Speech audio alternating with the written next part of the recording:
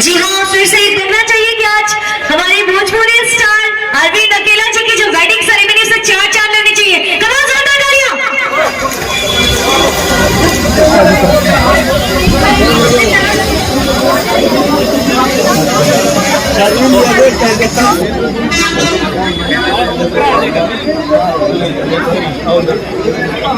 और इस खूबसूरत इवनिंग में आज अरविंद अकेला जी और शिवानी पांडे जी, जो कि आज की होने वाली ब्राइड, और हमारे ग्रूम अरविंद जी, हमारे इस प्यारे से इवनिंग की शुरुआत हो चुकी है। इस महफिल में हमारे दूल्हे राजा आ चुके हैं, तो जोरदार तालियां होनी चाहिए सबसे पहले। अरे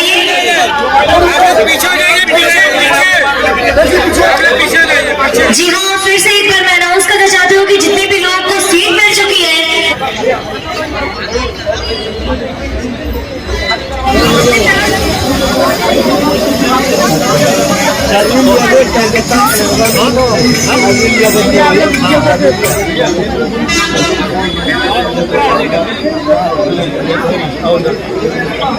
और इस खूबसूरत इवनिंग में आज अरविंद अकेला जी और